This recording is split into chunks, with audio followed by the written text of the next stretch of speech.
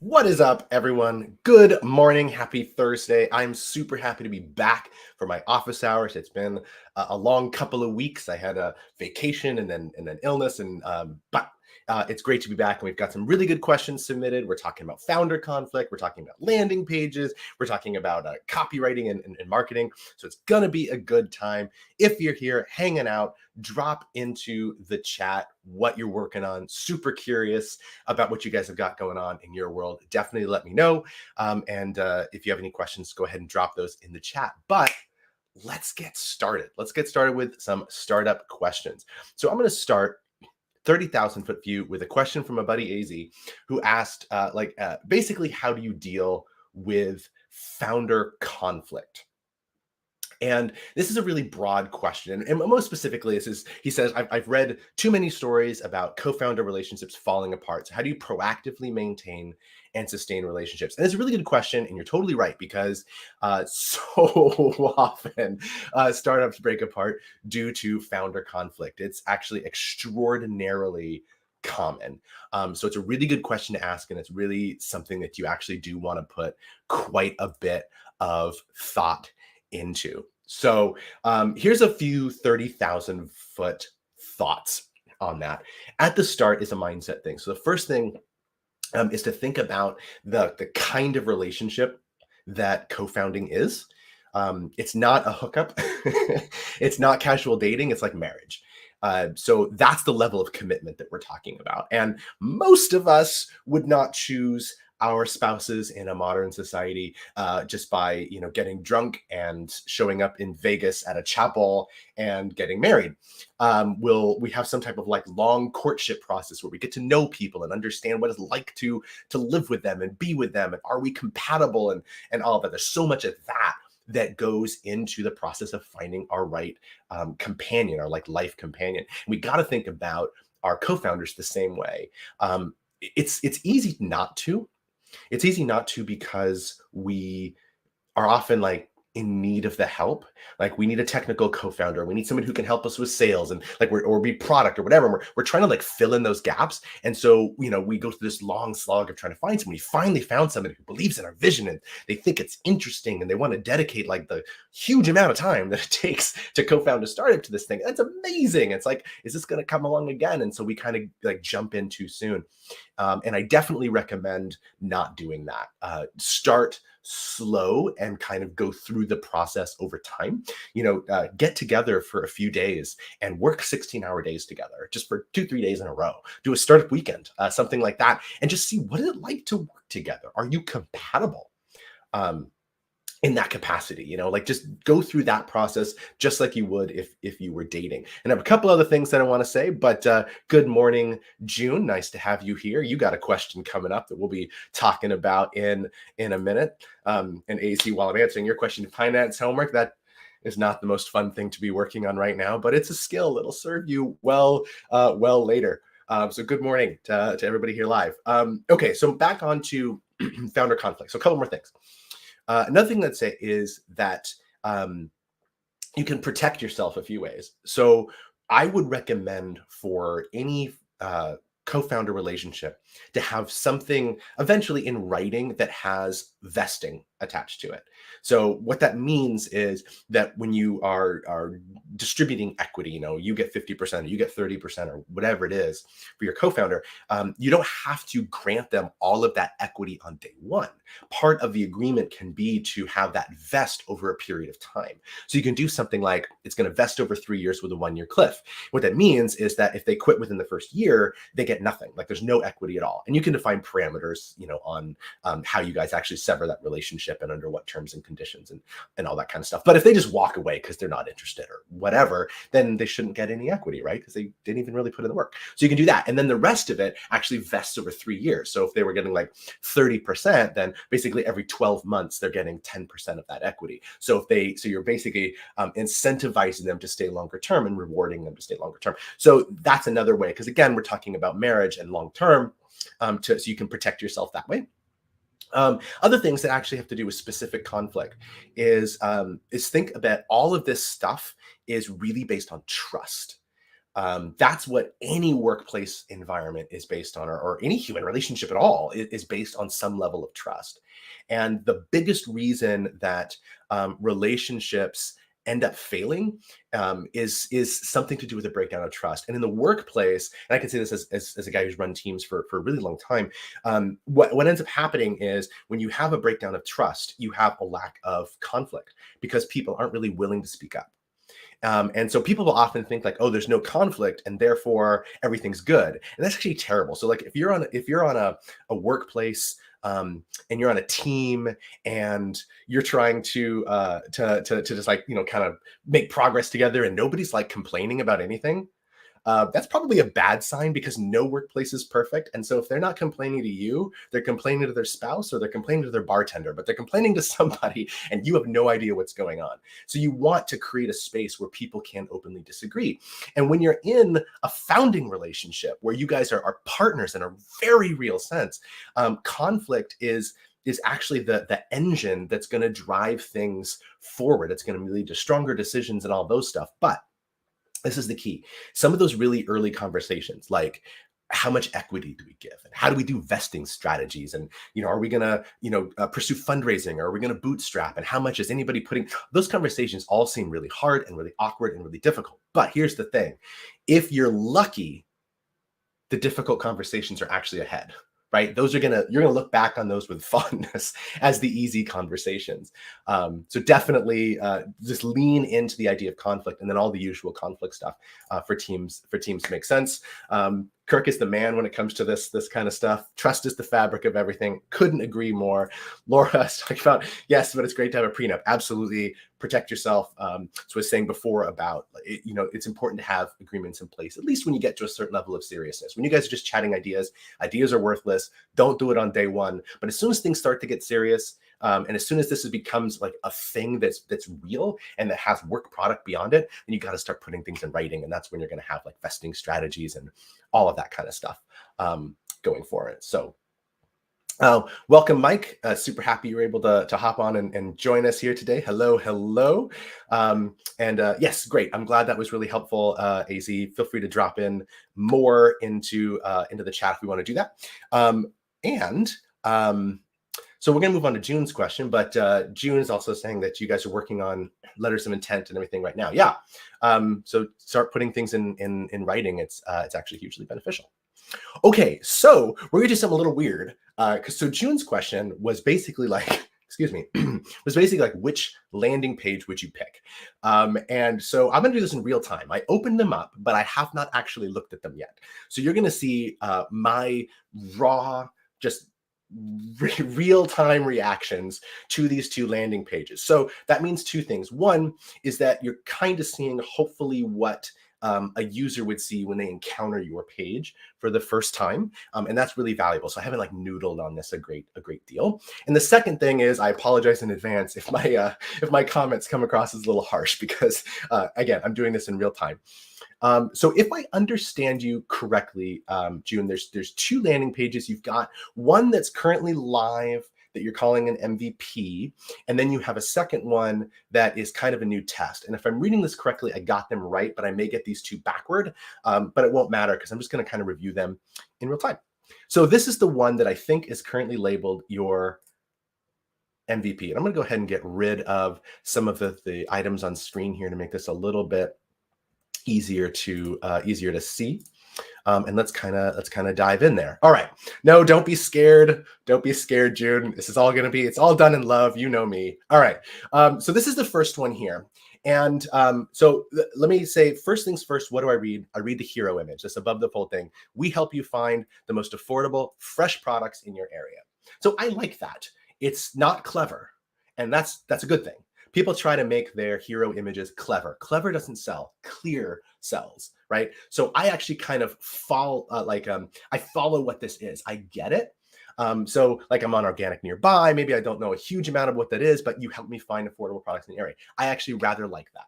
I think that we can get maybe 1 or 2 steps more clear, but that comes to copywriting. At least it's like we got the idea here. What do we mean by products? What kind of things are we selling here, right? And then maybe we can lean in a little bit to the kinds of the reasons that we're doing that. Like, what is it internal to the buyer of these products? Is it because they're fresh? Is it because they're healthy? Is it because of whatever? So I think that there's some tweaks that you can make from a copywriting perspective, but it's clear and I like it. Okay, so then beneath that you have a subtitle description of let's say we're a resource to help you find and compare prices of local, fresh, and organic food. Search for your favorite products, and we'll connect you with local farmers, grocers, and vendors. So again, really clear. I like that. Again, we can maybe tweak some copywriting, but you've got the clear part down. Okay, so now let's pivot off of that for a second and look at what am I seeing when I look on this page? What do you want me to do? Well, the first big call to action I have is to subscribe to your newsletter. And I'm not sure why. So I just landed on your page, and are you wanting me to subscribe to the newsletter because because you don't have products like yet, and so it's like, okay, you just want to kind of get me into the ecosystem, or is it because or is it just happens to be a secondary action and the real action that you want is this search? I don't know, but my eyes are going right to this section here, right to subscribe. And you also haven't articulated any value for why I would put in my email address. So I'm going to come back to that in a minute, but I don't know why this is the call to action, and I don't know what's in it for me as the reader here. What am I going to get? What's going to arrive in my inbox? How often is it going to arrive in my inbox? Like, what value do I get out of it? And feel free to drop that in the comments, June, and I can get a little bit more specific. But that's my big question. Okay, and then you got a featured product, and then as we scroll down, okay, you've got products, and this is just normal e-commerce stuff. So I won't dive into that. So cool. All right, so this is number one, and if I understand it correctly, this is the current MVP. Item number 2, the beta. Okay, so when I look at this one, I see a couple of things that are different. So we have the usual e-commerce stuff with this down below. This website here, in contrast to the first one, feels considerably older. It feels outdated. The styles are very like 2007, 2008. There's a lot of high contrast on this red and green, which doesn't hit my eyes very well. It's kind of difficult to read. So those are kind of some of the first things I do. This here has a different call to action. So you're saying hit search to find organic food nearby. Again, it's clear. I think we can do this without giving them the command. I think we can say things like, say what you do, like we connect, farmers with, right? Like that kind of thing. And then make the search the call to action if that's what you want to do, and you'll get the same effect. But again, that's that clear over clever. But I like the idea that you're saying hit search to find organic food. But the problem with this is that I see hit search, but that's not the payoff that I have here. The payoff is, again, this newsletter that I don't know what it's for. So that's a little bit like, there's a disconnect here. And so I got to kind of hunt around and search for products. And I don't really know what I would be searching for in the first place here, because you haven't really, it's organic food, but I don't really know like what that's for. Like, so for example, and I don't want to project too much because this is just me, but like when I go to the farmer's market, I actually don't, I don't know what I want, right? I browse around and I look and I see, oh, tomatoes are in season and these look delicious. And I kind of shop that way. And that's largely because I don't really know when everything's in season. And so a question that I would have is the people who land on this page, what do they know going in? And then what are they looking for at the end of the day? Like for me, I would probably wanting to be discovering what's available nearby. So I don't want to search for food. I want to search for what's near me in Sacramento. Right. So that's kind of what you want to look at is what people are coming in with, and then where do you want that journey to end? And then what process can you take them on to get them from start to finish? So those are some of the things that I'll say about that. And it looks like, June, from your comment, I think these are backwards. So I think this is the original and this is the new one. But that's okay. So you get kind of feedback on that. So I see your comments, June. It says the MVP is still on the screen. Again, I'm speaking to the one that's on the screen, but from your original question, it looks like maybe those two are backward. But either way, this is my thinking about that. And like I said, I covered this one kind of too. So I want to talk about landing pages a little bit more broadly for a second. So there's a great resource called marketingexamples.com. And it should be no surprise what you'll find at marketingexamples.com. But Harry does a fantastic job of breaking down into this super simple, extraordinarily clear breakdowns of what really successful marketing looks like in contrast with unsuccessful marketing. And so it's a if you want a swipe file for like how to do stuff well, like definitely go there, sign up for Harry's email. I read it every week. It's awesome, or every 2 weeks, I think. But he has a guide here, and I'll put the link in the chat. And you can kind of browse through on your own, but I wanted to kind of call this out because this is based on a few sources that I also read. This is like kind of what you put inside of any type of landing page. And June, for organic nearby, you'll have to make some tweaks because you're looking at this from an e-commerce perspective as opposed to like a SaaS sign-up perspective. But the hero part is the same. So when we look at this, you can see it's broken down into 5 parts. So the first part is like you have to say like what it is that you do, and there are a few different ways to do that. But you can see like every day here, ace the SAT with just 10 minutes of studying a day. They're saying exactly what it is that they do. Second, you have a subtitle. A subtitle is about how you go about creating that value. So this is the what, and this is the how. How is always less important than what. It's question number 2. It's never question number 1. So this is what we do. And then, okay, how do we do it? Well, we deliver these 10-minute micro lessons designed to boost confidence and make the SAT strategies easier to remember. Again, it's really clear. The third thing is that there's always a visual of some kind. This could be fresh products. It could be people. It should ideally be people enjoying your product, whatever that actually is. And it could be video. It could be photos. It should not be generic. It should not be stock footage.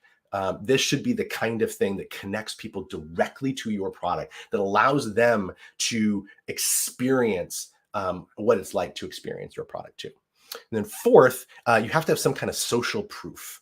Like, why should people trust you? This is about establishing credibility here. Why should people trust you at all? How many people are shopping organic nearby, and so forth.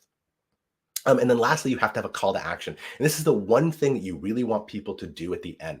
For a SaaS, that's often like sign up or start your free trial or whatever it is. For you in organic nearby, I don't know what that is, but it might be something like doing a search or finding, like, check out the farmers near you or something like that. But there's going to be some one thing that you want people to do when they land on organic nearby. But that's just what is above the hero image. And there's a lot more detail in here. I will put that into the chat in just a minute, but it's a great resource that I really recommend that you check out. Okay, cool. So we do have a few questions and comments going through here that I want to take a look at. Let's see, what do we got? What if your product is selling stock photos? Yes. So I guess if you're selling stock photos, I'm going to reverse myself right here. If you're selling stock photos, you probably don't want a photo of a stock photo. You want a photo of what people get by using your stock photos. Why are your stock photos different, right? What do they get out of using your product? Is it because they're easier? Is it because they're higher quality? Is it because they're whatever? You want some people using your product. It's not one stock photo. It's going to be maybe a bunch of stock photos or something like that. So cracking jokes, but I still answer your question. So that's good. Then let's see, we got a few different things. Laura said, I think the logo should be larger. She also said the text is too small. I agree with both that too. This is in the original version. I think actually in the newer version too, the text is much too small. Let me throw that back up a second. So the subtext here is probably not too bad. I do have my font down a little bit. So this screenshot you're seeing here is actually full 1080p. So this is actually a lot wider than it would maybe seem. It's not a fraction of a real screen. It's like a full size of a screen. So it's probably bigger than it appears on camera here. But I do think it's a little too small. This is definitely a little too small. So I definitely agree with that as well.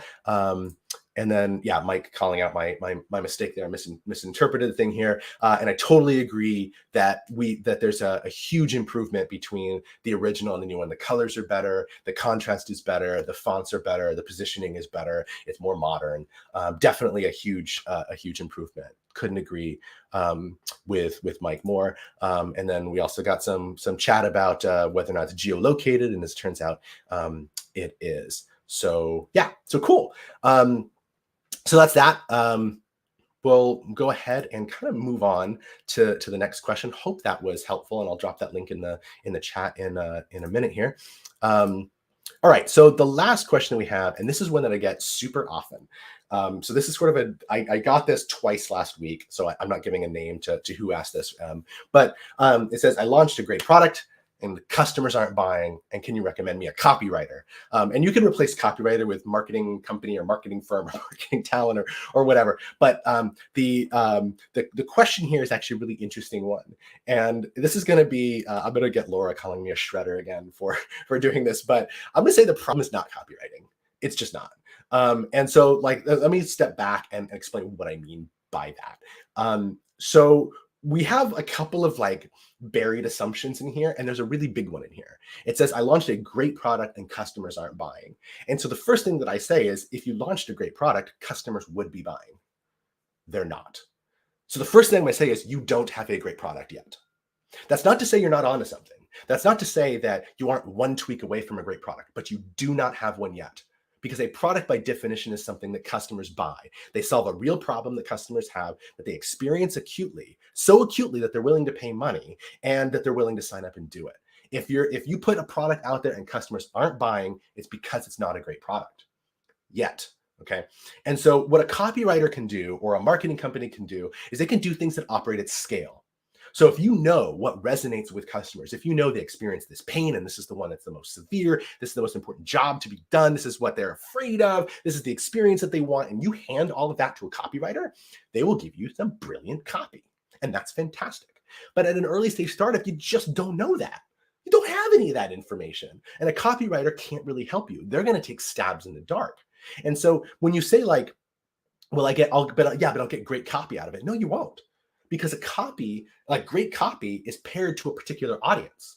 And if you can't articulate to the copywriter who that audience is, they're writing for no one. And it's not going to resonate with anybody at the end of the day. And that's a really big problem. And so what you really want to do is I want to reframe this in a couple of different ways, because I made a very strong statement saying your product isn't very good, or at least it's not very good, very good yet. I deserve it. I told you I was going to get the comments for this.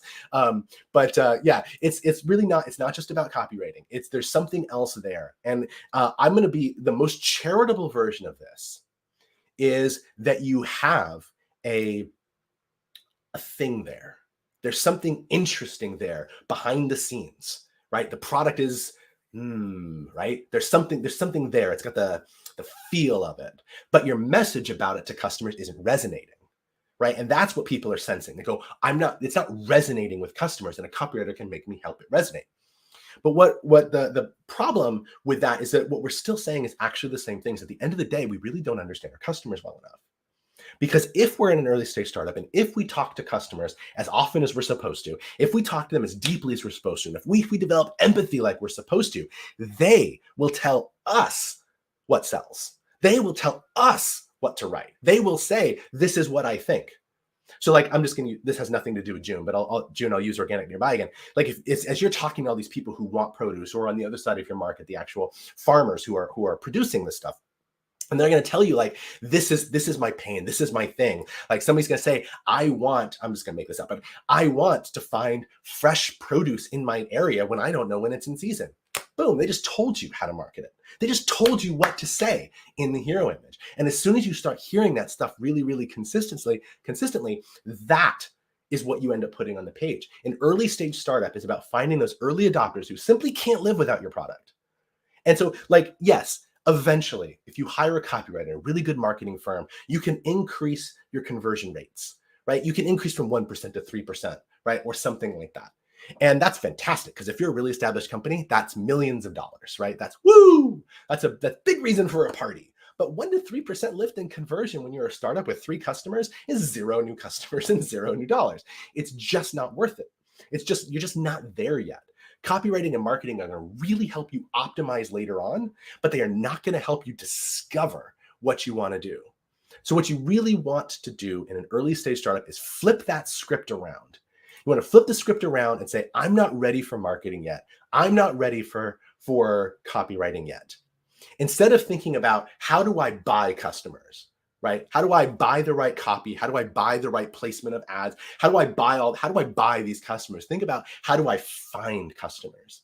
Here's who I think they are. Here's where I think that they're hanging out. I'm going to go where they're hanging out, prove that that is where they are. And then once I find them there, I'm going to talk to them and they're going to tell me what I need to know. And then I'm going to put that message right back in that very place where all these people are hanging out and they're going to come and convert. That's how I know I have a great product. And then once we're able to systematize that, then we can hire copywriters, then we can hire marketers, and we can really scale that up. But you're just not ready yet when you're in an early stage startup. Yes, channels is exactly what I'm talking about. Distribution is another word for it. Just like literally where the hell are these people? Like you got to find out where they are and then go talk to them. Really, really, really important for that. Great product defined from one's own perspective without testing an idea. Yeah, exactly. Like we're saying great product, and I really like that it's in air quotes, Eric, because that's what we're talking about here. Like it's a great product according to who? Like according to what? Like according to you. And I was like, what good is that? At the end of the day. So that's that's all the questions that I really have for today. Couple of other things. So one thing, in just a couple of weeks, I'm going to be giving a talk at Startup Grind. It's online. It's totally free. Link is in the description. And this is about how first-time founders can design a winning business model. So one of the things that I do all the time, and this is the joke about shredding that you see in the chat, but is shred business models. And so it's just a hobby of mine. I have fun tearing apart your dreams. But what we're going to do is talk about how even if you're just starting out and trying to build up something from an idea into a thing that can be profitable and interesting for yourself, for investors, for your future, how do you go about the process of like creating something that makes sense? So that's gonna be fun, giving a talk there. There's gonna be plenty of Q&A. Link is in the description if you want to join, totally free. Should be a lot of fun. And with that, I'm gonna be back next Thursday. I'm here every Thursday at 10 a.m. Again, aside from illness, and I'll be here to answer questions. If you want to submit a question in advance, as June and AZ did, then you can actually just hit up this link, which is also in the description, and you can either record an audio or even record a video of your question. And if you record a video, I'll actually just play it instead of myself saying it. So you can ask the question live on the air. And with that's it. Make sure to give a like and subscribe and do all that usual stuff if you're here on YouTube. Otherwise, just give me a like. Thanks so much for hanging out with me today. Had fun with you guys. And, peace. See you next week.